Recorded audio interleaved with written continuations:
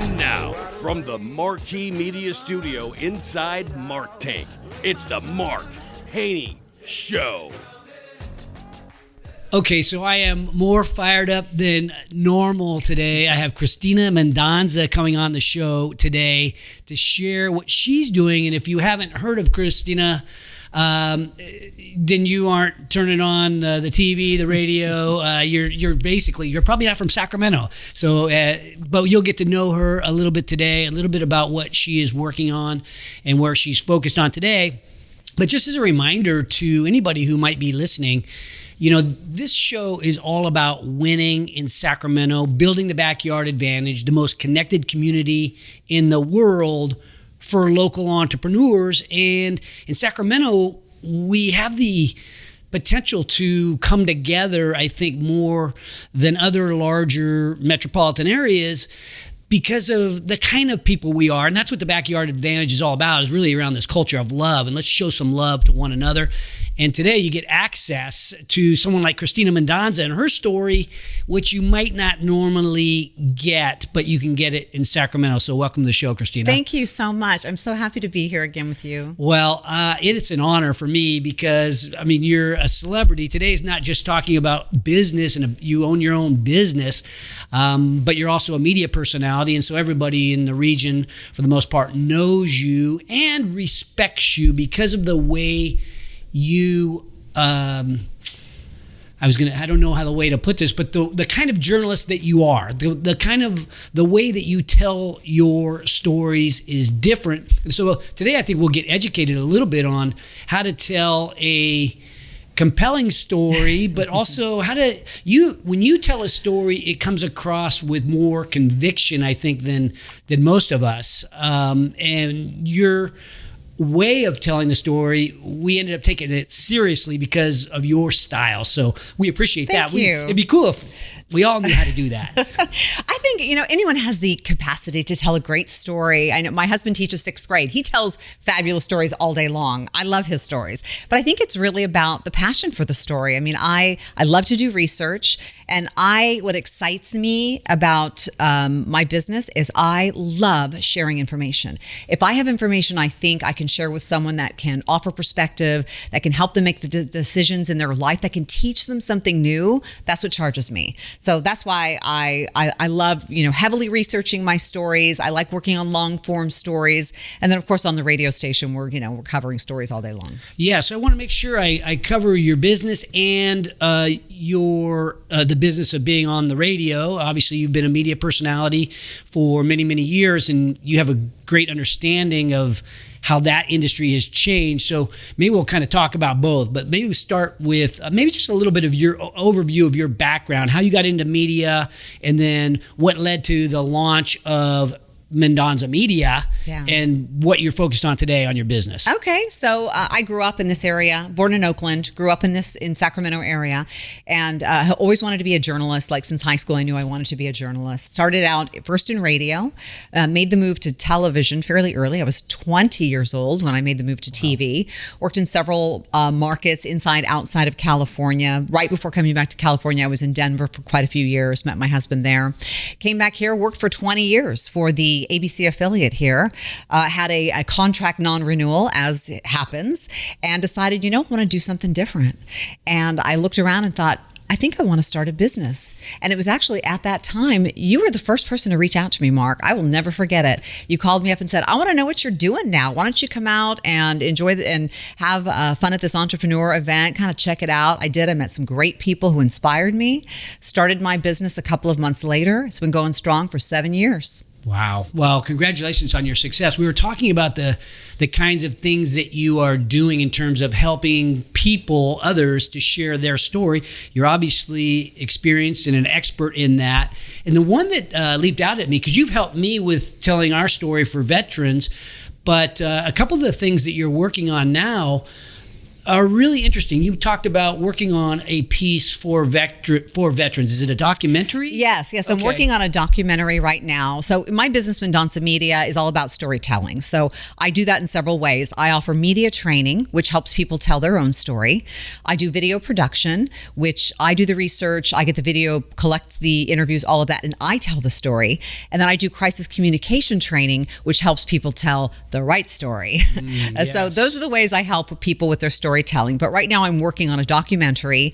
It's called Sacred Texts of War, and it's about soldiers and airmen and Marines that come home with something called moral injury. Moral injury is not a lot of people have heard about it. You've heard of PTSD. Right.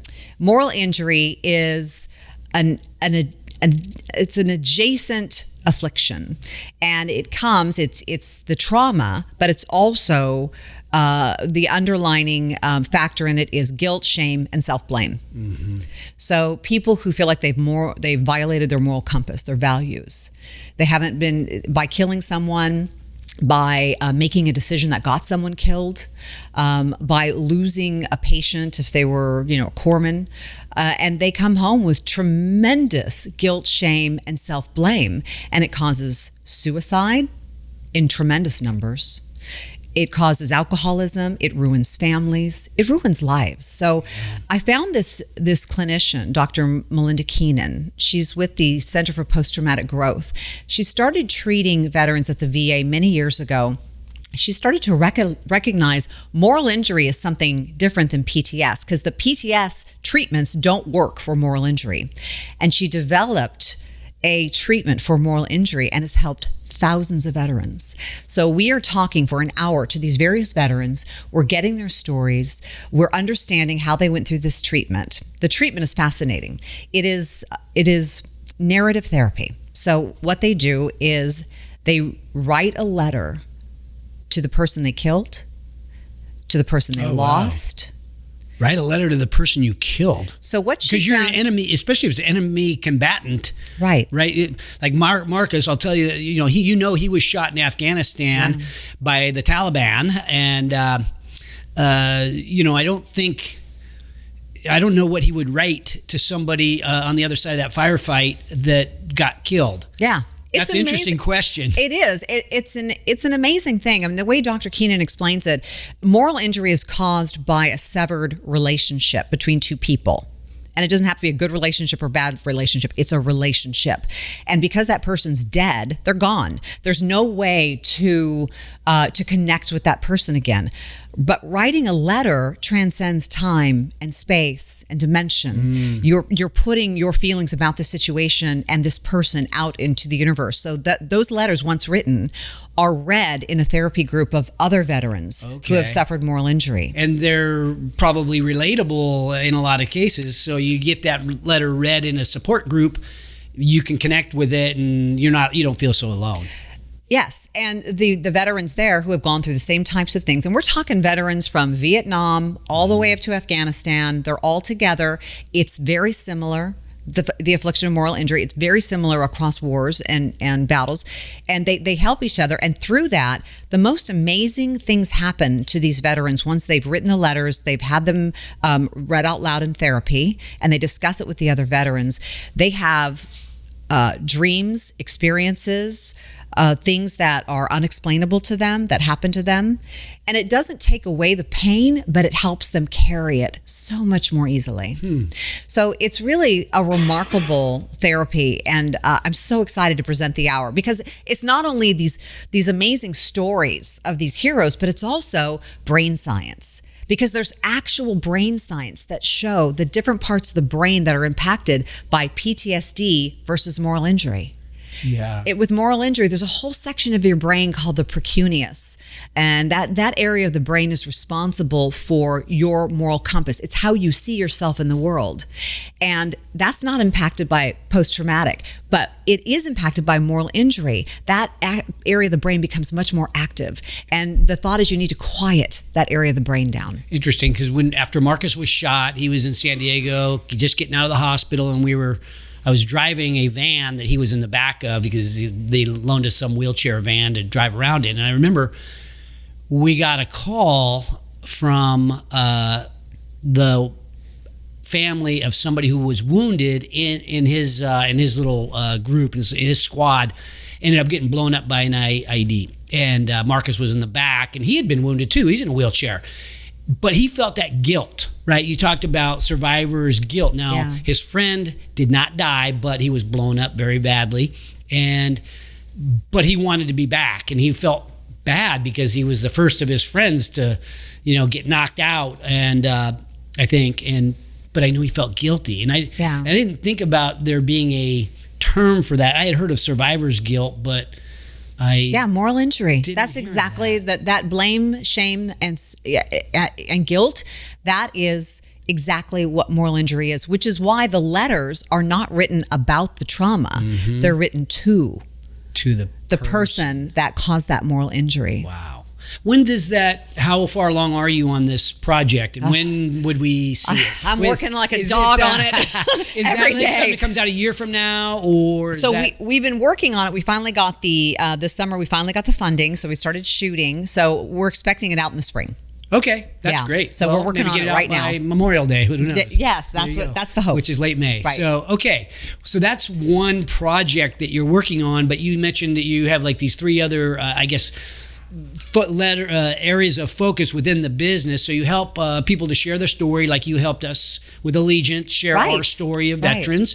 Maybe just give us a little bit on that, and then we can go to the other aspects, because the crisis management thing, that's got a lot of meat on the bone. That sounds really interesting to me. And that actually is a lot of fun and very interesting. And I work with fabulous clients on that. But the video production stuff, like the documentary, like what we did with Allegiant, is helping people tell their stories. And then again, that's the video production component. I collect the interviews, the video, I do the research, and I really try to get to the meat of what is this particular business or agency or company doing to put good in the world. And that is what I want to show people. What is the good in the world they're putting? So, and that works for a business too, because the good in the world for a business is how they're helping their clients, how they're servicing their clients. Well, I have my own approach to telling a story. And if I do it the way that I think I should, I think of the format is connect and then tell the story of a journey from why to how, and then ultimately a call to action. That's sort of my... It's that hero's journey. That's sort of, that's my approach to somewhere I learned it, 20 years ago or something, and I've sort of stayed with it. Is there a certain format that you use as kind of cookie cutter, or is everyone different? I really like, I don't really have a format per se, but when I approach a story, I want to know first, who is the audience? Who are we talking to? And then I want to craft the story for them. And then I always tell whatever business I'm working with, the business is not the hero of the story. The customer is the hero of the story. The business is the fairy godmother, is the guide, is the person that helps the customer transform. Mm-hmm. So that is what I look for when I'm talking about doing a story for a business. Businesses, most owners of businesses are actually pretty humble. They don't want to be the hero of their story, but they want to show the good they're doing in the world. And we do that by showing how they are the guide. They're the fairy godmother. They have the answers that help the hero, the customer, achieve what they need to achieve. And in the hero's journey, doesn't the hero always run into this dilemma or this fork in the road, this big challenge, and you create that suspenseful moment? Is that part of it? Right, and that's where the business sweeps in and says, let me help you out. Oh, interesting. Okay. Yeah. Well, that's great. So most of us are horrible at that. But if you have the right person helping you, you can do it as well. But one of the things I talked about this a little bit at the beginning, your speaking style it's the kind of speaking style that we take seriously. It probably has something to do with the tone of your voice and the way that you project, but it's also, I don't know exactly what it is, but it's powerful. And many people just they don't have that. So if you're telling a story and you don't have that, are there any tips that you might give us so that we can bring it so that people take us more seriously? So credibility in your voice, it's like learning an instrument almost. I mean, your voice is an instrument. I remember when I very first started in radio, I was like 17 years old, and we had this production guy, and he had these pipes. I mean, he had a great voice, and I used to sit there and watch him and say, how do I get that voice? How do I imbue my voice with credibility and gravitas? And he said, just start reading out loud. Everything you can, everything, all the time. Read out loud. Learn how to use your voice like an instrument. So that's what I tell young people. Now, it's difficult to do a voiceover of something, and I've had certain clients that wanted to do their own voiceovers, and which is fine, which is great, and they have a very casual way of speaking, which is much like, on YouTube we see today. People are used to seeing people who aren't like professional broadcasters. But if you want to develop your voice, you have to use it. So you need to be reading out loud a lot. Yeah, I think you did a voiceover on our one of the videos that you made for us. I think we said, can you do the voiceover for us? I'm like, sure, I'll do it. Yeah. Do you typically do the voiceover in these productions that you make, or do you bring in professionals to do that? How does that work? Well, it depends on if they want like a male or female voice. If they want a female voice, I usually do it unless, they have a request for someone else. If they want a male voice, I've got a bunch of colleagues in the business who are ready to step forward and offer a male voice. If they wanted to do it themselves, I'll coach them through it. We'll sit and do take after take until we get the sound that we want. So I can do that as well. I think it's, when you're looking at telling your story, you want someone who has a voice that's fairly comfortable so people want to listen, maybe even want to lean in a little bit. And I love doing voiceover work. I'm doing more and more of it now. I have friends across the country that do video production, or they have, even like a news station back east that needs a voice or whatever. So I enjoy that. That's fun. Interesting. Yeah. Okay. All right. I don't know if this is the second part of your business that you mentioned, but so if I skip one of the three pieces, we'll circle back around. But crisis management. Okay. Let's say somebody gets a high profile person gets a DUI and it's going to come out, or I don't know, maybe we talked about PG&E and the fires and, oh no, did we cause them? And how do you face the media in those kind of situations? Maybe give us some examples of that. And maybe if there's some ways that we should go about thinking about that on our own, because all of us face crisis almost on a daily basis, and we have to go confront it and get out in front of it.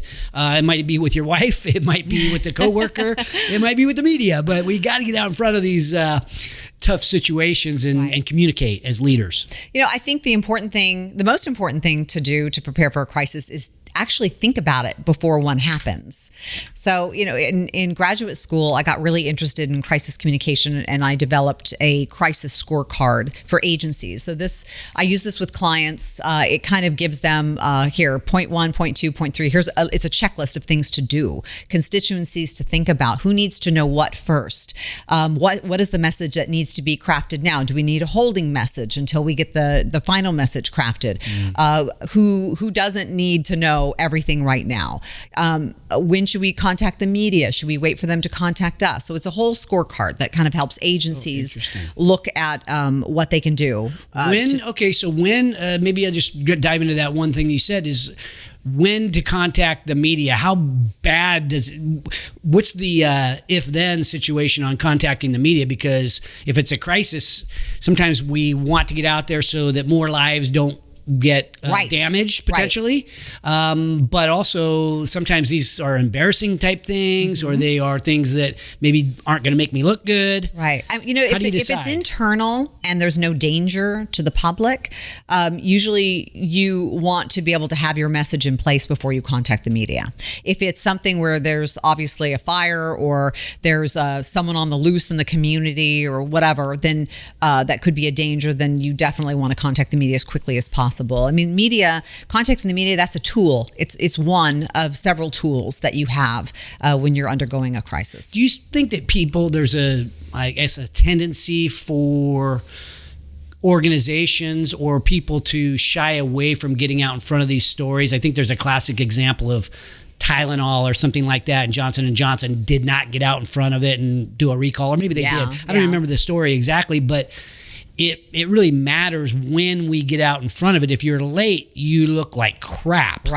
Right. And you look like crap if you are deleting things from your Twitter feed without explanation, trying to make things disappear. People see that, they don't like it. So yeah, I mean, it all depends again on the situation, how you approach it. There's a big trend right now with like Hollywood stars and celebrities that get in trouble and that have an issue to put a written statement on social media. Like they don't do videos talking about it. They will like actually put a written statement out, and that's like you're exactly right. They say exactly. There's no inference in how they're communicating it. There's nothing that people can say, oh, they really meant it this way. It's just a statement that they put out, and that's a big trend right now for people who are in the midst of being canceled. In terms of trending, is that because that's the wise thing to do? I don't know. I mean, I haven't worked with a lot of celebrities that have had things happen. Mostly I've worked with agencies on how they contain situations or handle crises within their agencies. And I haven't worked a lot with politicians, so I don't specialize in helping politicians who have an issue with their crisis communications. There's a local radio guy that just had a DUI, and I'm not going to use his name because I respect the way that he handled the infraction, and he basically took all the blame himself and didn't blame the police or blame anyone else. He threw it all onto himself. Very apologetic, but very concise. But also, it was on social media. And when you said that, it was a social media, probably less than 60 words, right? It wasn't overly dramatized. And I came away respecting this guy more. I already respect him as he's a funny, charismatic person, but I came away going, wow, he really took responsibility for this mistake that he had made. People do like that. They want you to take responsibility and not blame other people. Yeah, that's for sure. Can you give me an example of somebody that maybe they handled it the wrong way? And it's like... I'm trying to think off the top of my head. I know that in my curriculum, I have certain people that have handled the wrong way. There was a car company. This was, probably 10 years ago, and I can't remember the brand name of the car company now. They did this commercial where they brought in a bunch of millennials, and they were trying to sell cars to millennials, but they spent like the whole commercial basically insulting them, bringing up every millennial trope and stereotype, and they spent the whole time insulting them. And the commercial did not do well, and it was bad public relations. But then on top of it, they didn't handle it well in the press afterward. I mean, they were kind of arrogant about it, like, whatever. Interesting. Well, it makes me think a little bit about how politics get involved in business building at times, and there's a couple of examples. More recently, to me, I stay away from politics. I listen to you. I listen to certain people around politics, but not super political. But some of these businesses, you see them trying to get out and take a stance on a certain issue. And there's some that have backfired recently. Bud Light, I can't drink a Bud Light now without my son giving me a hard time. So I switched to Michelob Ultra, and he's like, it's the same company. Right. And then Target has gotten thrown under the bus for their political stance on some things. It's like, well, it was very fashionable for a while for companies to take a stand on things. Their employees wanted them to take a stand, and it was fashionable for them to do so until it wasn't. Okay. And now, is that becoming unfashionable now, kind of suddenly, because those two are like huge? I think they've lost a lot of business. I think with a lot of businesses now, they're like, we're making widgets here. I can't be handling, all of this political backlash from this employee group or that employee group or that customer group, so I think a lot of companies are shying away from that. I think sometimes we take, I won't lump myself into this as a guy that has employees in his company. We sort of want to keep them happy, and so we take a certain stance based upon what we think is the way the wind might be blowing within our team, and so we come across and make a political statement that sort of represents maybe how the majority of the team thinks, but yet it might not be what's best for the business. And I always think of myself, more from the shareholder standpoint of like, why don't we just do what's best for the company? And if you're going to lose a lot of business over it, probably a bad decision. That's kind of my tack too, or my take on it too, is like, I want to do what's best. I would want to see my clients do what's best for their businesses always. I respect CEOs that come out and have a strong stand on one thing or another, and they're willing to stand behind it, and they're willing to take the backlash if it comes, and that's how they feel. And they're going to be strong personalities in charge of companies that do that. But when you own a company, especially one that employs a lot of people, that's a lot of responsibility. Do you really want to do something that's going to hurt the paychecks you're writing every 2 weeks? To these people that you care about, that work for you, that are working hard for you. Right. Okay, so we talked about 2 parts of your business, right? Helping people tell their stories, crisis management, which I guess is similar, but was specific. Was there one other part? Media training. Media training. I've been doing a ton of media training, and a lot of it has to do with the fact we have an election next year. So politicians want to get tuned up for media training, and then corporate officers want media training because a lot of times they are the head of their companies. They want to tell their own story. So I help them tell their own story in the best way possible, presenting themselves well. So we talk a lot about, camera etiquette, what journalists might be asking them, how to find anecdotes to share within their own company that help, instead of giving talking points, you always want to try to storyfy your talking points into an anecdote, something that makes a great soundbite and helps tell the story well. Okay, so I'm going to break that answer up into 2 questions here. Okay, because to me, it's interesting to watch political debates. Sometimes it's boring, and sometimes these guys go off the rails, guys and women. Any advice to somebody who knows they only have a soundbite in time? Because you look at these people on in the Republican debates lately, and it's like, oh my God, they're fighting with each other instead of debating, but yet they're all doing it. So. Is that just the nature of the beast? You're supposed to get in there and just beat each other up? I know. I don't like it either. I would rather just hear their answers, but a lot of it has to do with just overall campaign strategy. They know someone's leading in the polls, so they want to chop them off at the knees. Yeah. Local politics is a lot different than that. Do you work? I'm assuming you're not dealing with presidential candidates. No. Right. Okay. No. So I guess it gets a little more cutthroat. Mostly the higher you get up. But are you dealing with like local politicians and getting their story out? And statewide. And state. Okay. Statewide. So it gets pretty cutthroat. Yeah, from all parties. And I've helped them with their media training. Just kind of get tuned up. All of it, a lot of us don't, we're not on camera every day. So I help them with like the cosmetic aspect of it, what I should be wearing. A lot of people, like you have a great thing here with the Mark Tank, but a lot of people don't even think about what's in the background of them when they are being interviewed. Okay. And goodness knows what could be back there that would be embarrassing or, whatever. And they don't think about that. And when they're doing Zooms, how to light themselves, how to, set up a camera shot. And how to judge a camera shot.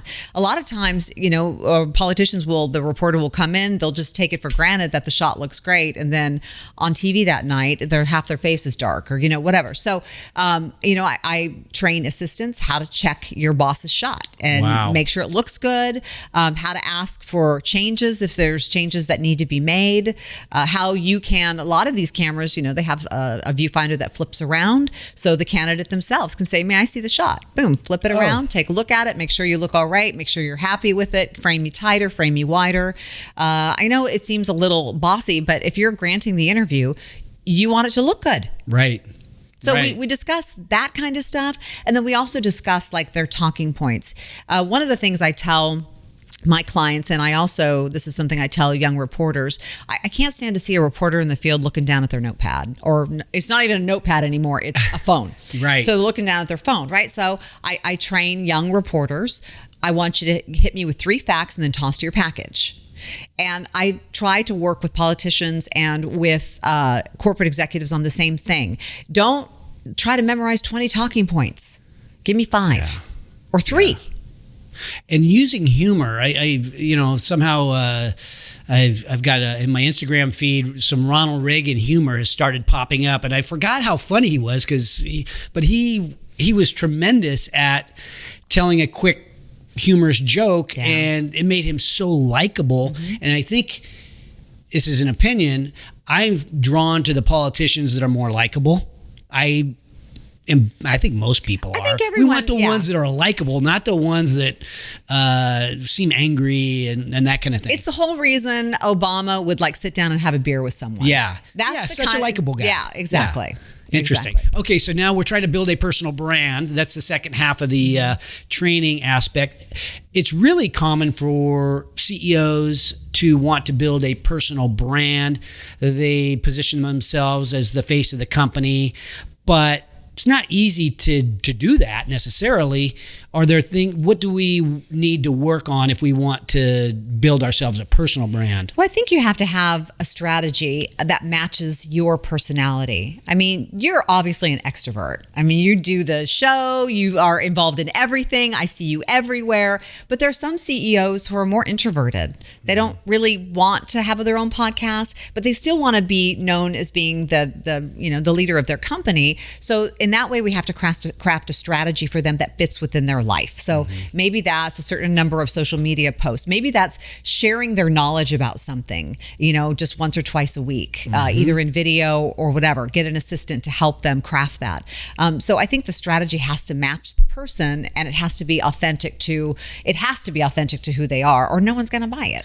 What's interesting is you called me more extroverted, and I think and this is maybe to other CEOs out there to feel okay about this, I think my normal personality is not as extroverted. I wouldn't call myself an introvert, but when you become the CEO of a company, there is a expectation that you get out in front and communicate the vision, communicate the mission. And if you don't do that, you're not going to be as successful. So as I found myself wanting to be on a great team, sometimes we look around and, I'm the CEO, I guess it's me. Someone's got to lead. So if you are a CEO out there, even if you're introverted, it's hard to put the assistant manager, you don't put the vice president out there in front in the big moments. You need to get out there and lead, and so you need to get over it. So as somebody who wants to make a difference, wants to do something important,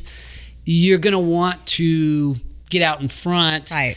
And get used to it. And so some of that's just, getting in your reps, and you get more comfortable. Exactly. And I fully agree with that, because I am an introvert. Interesting. I am a natural introvert. I mean, I am all about quiet Friday nights with a couple of friends. Yeah. I am when I go out and do big events, I'm exhausted afterward. I need to recover. I'm not energized by being around a ton of people. So I'm an introvert. And it's the whole reason I got into journalism, was because I thought I need a job where I have an excuse to call someone and say, will you talk to me?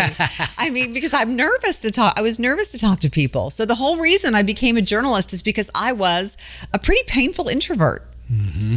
Interesting. I wanted to be a journalist for a couple of years. I was the sports editor of my high school newspaper, and got a couple of pats on the back for a couple of stories that I wrote. But my English and my grammar and all that, I wasn't that great at all that, and ran into other stuff. But it does seem like it would be a cool job. I think it's really it's a great job. Yeah. I wish that for the people in the industry that were starting, I wish it was paid more. I do a lot of mentoring for a company called Talent Boulevard. Great company. They're like a LinkedIn for broadcast talent. So I mentor about, at any one time, 3 or 4 young journalists who are making their way through the business. It's a tough business. I mean, it was tough when I was in it too, and when I first got started, but I think it's even tougher now, because advertising is down for linear TV, right? So companies aren't making as much, so they're not offering what I think are good salaries, especially when you are in the bottom 50 or so market. So if you really want to be a journalist, you really have to love it. Yeah. Okay. So interesting. So what would you tell somebody that wants to be a journalist. Maybe they're in high school now, and it seems glamorous to see, to turn on the TV and see, the weather person up there doing that. It looks cool. It looks fun. They're really well known, so you get famous, but you don't get paid a lot of money. So what would you tell them in terms of how to approach that? Well, what I tell them is, if you want to be in this business, you really have to love it. And you will have some amazing experiences. But unless you're able to achieve a certain market size, it's going to be a tough living.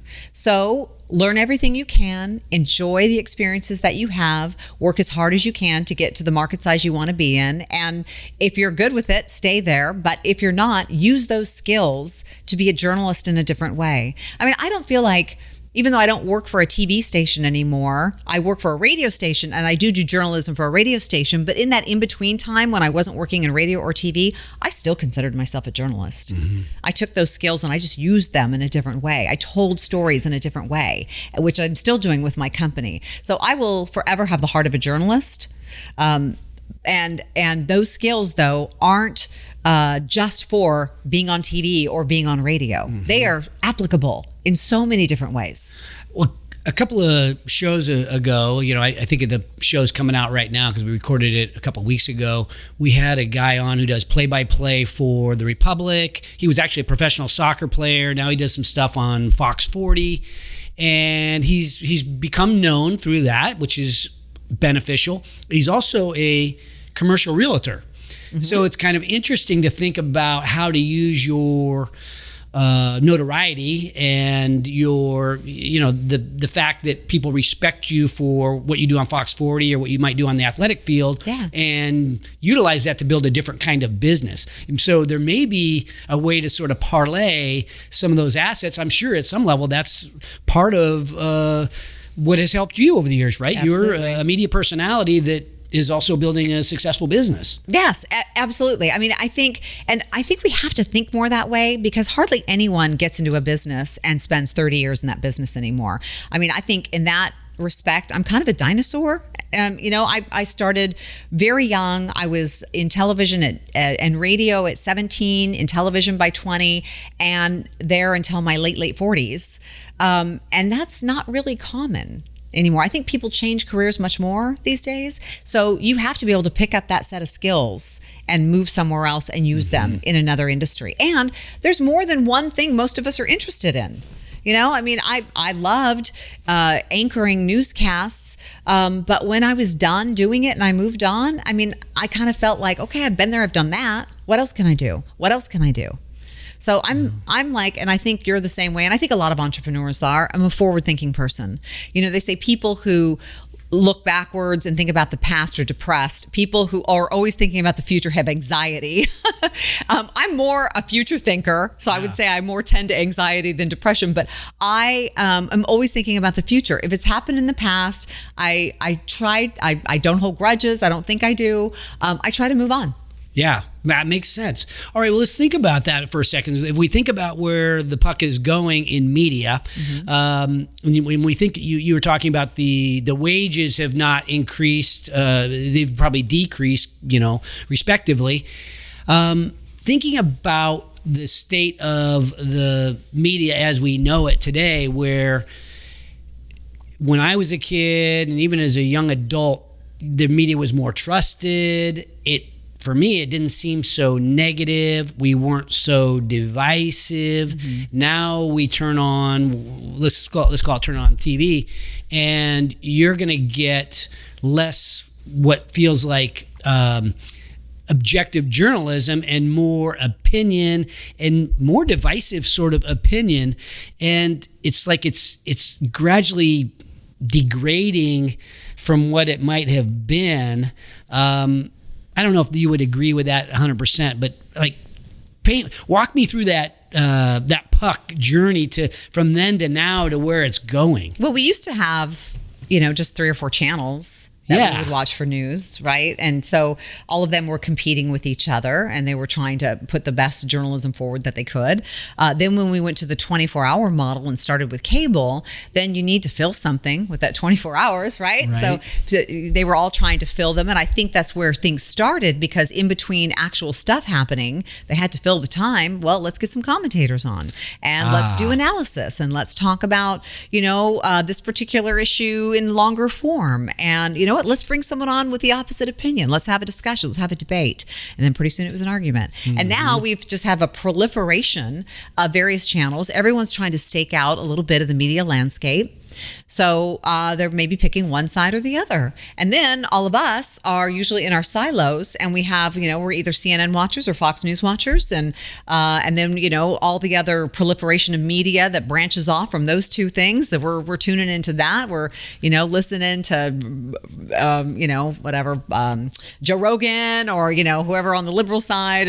And so that's what a lot of people are doing right now. So I think you, as a consumer, if you want both sides, you have to get out of your silo. Mm-hmm. And maybe, social media for sure, and, podcasts and those kind of things give, there's so many ways to take in our, get our news. I texted you this morning. I was driving to yoga, I leave about 5:20 in the morning, and listening to you and Sam, that's my normal routine. Is to listen to you guys on my way up to yoga. You two, I love how you play off of each other, and you take this variety of news that is thrown at us, and you help digest it so that we can understand it. But you seem so objective, and you add a little bit of humor here and there to what feels like a lot of negative crap. Mm-hmm. And then you add, today you did something about Joe Manchin, and he was going on a tour around the country. And you joked, and not joking facetiously, but it sounded kind of humorous because you left a little pause. You said, and he's running for president too, or something like that. Yeah. So it was kind of, you add this, this dimension of humor, not putting down Joe, not promoting Joe. You're more just calling it the way that it is. Right. And I don't feel that much anymore. On KFBK, I do feel that, to tell you the truth, but I don't feel that on almost any other media that I'm watching or listening to. Sam and I started together the show more than 5 years ago, and I knew of Sam because he worked at Channel 13. I was at Channel 10. So I'd known of him. I don't think we ever even met until we were together in the studio suddenly. And we did like a practice run through. I remember the weekend before he started on the show, and we were laughing afterward because both of us, coming from television, we have very similar backgrounds in television. We kind of spoke the same language. And then we sat down and we wanted to design a different show. And both of us said, we want this show to feel like two journalists talking about the news. Not presenting headlines, but talking about the news, like co-anchors would during the break. Interesting. And so that's the way we designed the show. That's the way it's supposed to feel. It's supposed to feel like we're anchors in a break talking about the news. And we wanted it that way because we understand, after all of these years on television, when we read a story, the viewer's taking in the story, but they're also saying all those things that we say to themselves. As we're like, if I were to say, Joe Manchin said he's not going to run for Senate again. He's decided to take a trip across the country and then just take the temperature of the American people. You would watch that in your head. You'd say, because he's running for president. So we say the things that we feel like our listeners are thinking. Yeah, that's interesting. I love that, and it's cool that you do that. And you rarely you will have an opinion on something, especially if it's something that's really hypocritical. It'll get mentioned or something like that.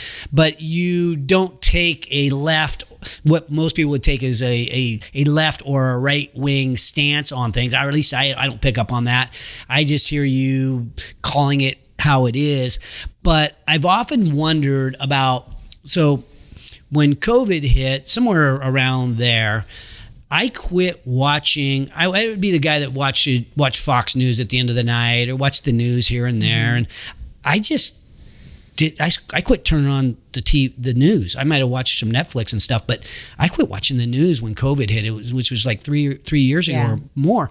And because it was so negative, I'm like, I don't need any more negative. I mean, my wife's all worried about COVID. The whole world's coming apart. Oh no, world's coming to an end, and got me even. I found it really affecting my mood that I was consuming so much negativity. I turned it off, and so anyway, I was thinking about you coming on the show today and the amount of negativity that you have to sort of sift through, if you will. You get all the data, and now you have to help share that story. But a lot of it's negative because parts of life are negative. And in reality, most of the media is sensationalizing the negative because that's how you get the ratings, I suppose. And that's what's interesting to people. But it's a lot of negative that you have to deal with every morning or maybe every day. And like, gosh, does that ever affect you? Absolutely, it does. You know what? When I was younger, like when I first started in the business, nothing affected me. I could go out to like homicide stories. I mean, I was on Crime in Court for a while, covered some brutal stuff. It didn't affect me. As I got older, and the older I get, the more it does. But I have self-saving mechanisms in place. So like when I get up in the morning at 3 a.m. in the morning, I do not look at news, listen to news for the first 15, 20 minutes. I have a whole affirmation series that I listen to. I start my day off I don't drink coffee. I drink water. I do a little meditation. From that first half hour. You get a clear head of what life's all about. Get a clear head. And then I'll head into the station. And on the way to the station is when I start consuming all the headlines from overnight. And how do you consume that? Usually podcasts. I have about 4 or 5 podcasts that I listen to on the way to work, or I listen to portions of them, skip through them. And then already the night before I went to bed, I will have sent myself things that I saw. Okay. And then also the day before, I will have already produced a couple of segments. And Sam does the same thing at home. So podcasts, I have a podcast, but I'm not this big podcast from the people that I follow on podcasts. It's not breaking news. What you guys are sharing is the latest news. You're sharing way up-to-date stuff that just got announced yesterday. So what podcasts would those be that have the breaking news? So I'll listen to all the network podcasts. Okay. And I'll listen to the Wall Street Journal in the morning and the New York Times podcast and all of those. So I'll get those to get kind of what happened overnight because they're on East Coast time, obviously. So they've already filed those reports. But a lot of the show, when we get in, we have a basic idea of like clips of the hour we're going to play that we've pulled, stories that happened overnight. But a lot of the stuff that we put in the show is stuff that is happening in real time. We call it flying the plane as or building the plane as we fly it. I mean, that's exactly how the show is. So you're at the show in studio down at iHeart, deciding what you're going to talk about in the next segment. Right. Sometimes I'll be cutting sound. Okay. When a commercial's on, or Sam will be feeding something in, or our executive producer is working on something, or our tech producer is working on something. We've got several screens going, so I've got windows for different things. I've highlighted certain sections of things I want us to talk about, news that's happening locally. I have my Twitter feed going, so we are constantly trying to confirm stuff, trying to cut stuff throughout the entire show. So when the show's over, I just want to go stare at a wall for like 30 minutes. I'm exhausted. But in terms of the negativity, I think there is a point at which I'm like, okay, I got to turn it off today. I got to just go take a run, go spend some time with my husband. Yeah, you can only have so much of it. Yeah, you can only take in so much. So, okay, very interesting. Okay, so maybe 1 or 2 more questions. I'll let you get out of here. I appreciate you making the time for me. So I used to have the show on Talk 650, so I'd go into iHeart, and I was not a main star. I was the trash of the thing. So I ended up doing my own studio here, and ultimately we got off the radio and we're just a podcast now. But thinking about when I walk into iHeart, I mean, it's kind of inspirational. I remember I went from the other studio prior, which was great. It was the only thing I knew. And then I walked into iHeart and it's like, wow, bright and pop. And what's it like at 5 o'clock in the morning? Is it just you and Sam and maybe like one other person? Or is it popping and happening? What's the prime time feel? Well, we're the first there, iHeart. so Okay. it's early. Like basically, our executive producer and our tech producer are the first people there, and then Sam and I come in. So it's very quiet, and then there's a reporter that comes in that is working as well. So things are pretty quiet. And then next door to us is Armstrong and Getty. Oh yeah, and so we'll see those guys They're laughing and their and having a good time. producers. Yeah. Yep. And then down the hall is Dog and Joe. Okay. And yes. so, we'll see Joe in his robe, like wandering the halls. Yeah. And those guys are all you guys are all like celebrities though. So people are, it's local celebrities at least. Yeah. So I'll I'm see, digging that. I'll see Jack Armstrong as we're both making a dash for the bathroom in the break. That's hilarious. So, I mean, it's a lively place. Is it like fun?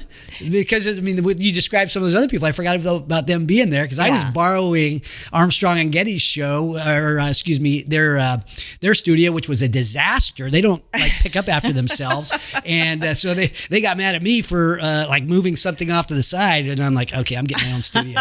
I'm not gonna live in this place. I don't see them that very often. Like I said, it's like hope they're not listening. It's like when I dash to the restroom, I might see one of them and we'll wave to each other in the hall or say hello. They're so busy. I mean, when we come in, it's like you hit the ground at 4 a.m. and it's just it's all out until 9:30. Oh my gosh. Well, it sounds like, I think it's something that a lot of us would, we look up to you, but we also imagine what it might like to be in an occupation like that. So it's good to get a little bit of the feel for what it is behind the screen. I always tell people I will never not hate that 3 a.m. alarm. I mean, that every day when it goes off at 3 a.m., I'm like, oh.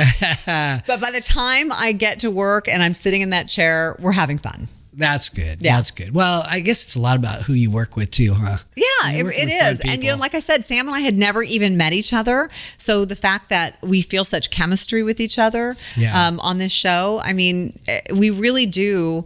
I mean, it's amazing how we finish each other's sentences, and we've just kind of fallen into that co-anchor space. And he's among the best co-anchors I've ever had. I didn't know much about him. I think I might have spoke on a panel or within the same room as him one time. So I'd heard him speak once and, oh, good guy. And then you two started the show together and I was listening to it probably because of you.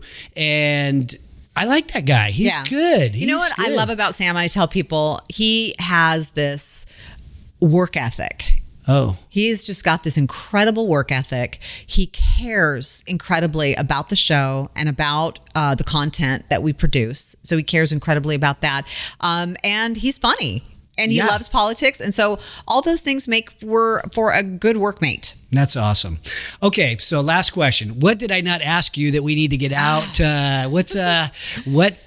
What would our audience appreciate, and what is there anything you want to get out? Well, I mean, I appreciate the opportunity to talk about all the different things that I'm doing at Mendonsa Media and about the radio show, and I think I just want to say I just live in gratitude every day. I really do. I'm so grateful that I've been able to do what I love to do in a place I love to do it for this long, and so thank you if you watch the radio show. Thank you if you consume any of the content. Hopefully, you'll watch the documentary when it's produced. I'm working with a producer out of New York who does a lot of work for Amazon and Netflix. So who knows? All right. We'll see where it ends up. But yeah, I just am grateful. Yeah. That's awesome. Well, I'm grateful you came on the show and for all the help you've given me over the years. So thank you. Likewise. Christina. Thank you very much. You Mark. betcha.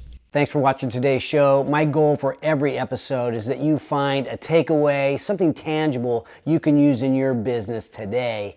And if you have a comment about a favorite takeaway, feel free to put it in the box below. And if you have a topic that you'd like me to bring up on the show, don't forget to let me know. And also, don't forget to subscribe to our YouTube channel if you want to learn more about entrepreneurship. Because at Haney Biz, we are always by your side.